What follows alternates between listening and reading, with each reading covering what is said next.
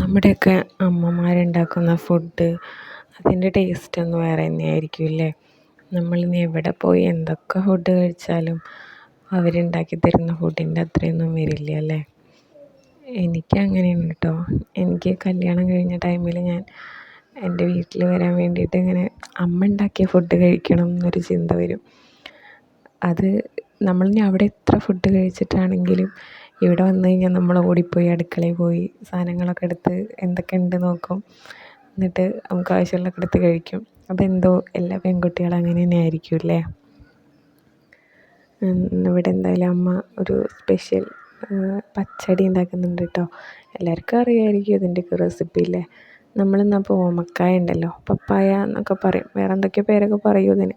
അത് വെച്ചിട്ടാണ് ഉണ്ടാക്കുന്നത്. അപ്പോൾ അത് അമ്മ ചെറുതാക്കി പീസാക്കി നുറുക്കിയിട്ട് ജസ്റ്റ് ഒന്ന് ആവി കയറ്റിയിട്ടുണ്ട് കേട്ടോ.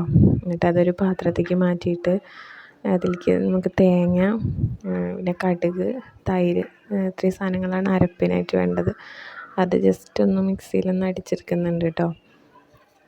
എന്നിട്ട് ഉപ്പും കൂടെ ആഡ് ചെയ്തിട്ട് ഇത്രയും സാധനങ്ങൾ ഇതിലേക്ക് ആഡ് ചെയ്തിട്ട് നന്നായി മിക്സ് ചെയ്യാം കേട്ടോ.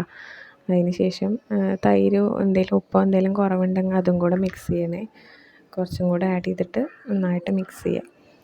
ഇത്രയും സിമ്പിളാട്ടോ പച്ചടി, എല്ലാവർക്കും അറിയാമല്ലോ അല്ലേ. അപ്പോൾ എന്തായാലും ഇന്ന് നമ്മുടെ റെസിപ്പി സ്പെഷ്യൽ ഇതാണ് കേട്ടോ ഇവിടെ.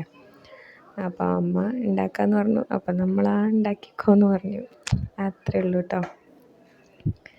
അപ്പം എല്ലാവർക്കും അറിയാമായിരിക്കും ഇതൊക്കെ, ജസ്റ്റ് ഉണ്ടാക്കാത്തവരൊക്കെ ഉണ്ടാവുമല്ലോ ചില ആൾക്കാരൊക്കെ. അപ്പോൾ ഒന്ന് ട്രൈ ചെയ്ത് നോക്കൂ കേട്ടോ. ആർക്കെങ്കിലും അറിയാത്തതോ ഉണ്ടാക്കാൻ ആഗ്രഹമുള്ളവരോ ആരെങ്കിലുമൊക്കെ ഉണ്ടെങ്കിൽ. അപ്പോൾ എന്തായാലും ഇതും കൂട്ടിയിട്ട് നമുക്ക് ഫുഡ് കഴിക്കാൻ ധാരാളമാണ് കേട്ടോ.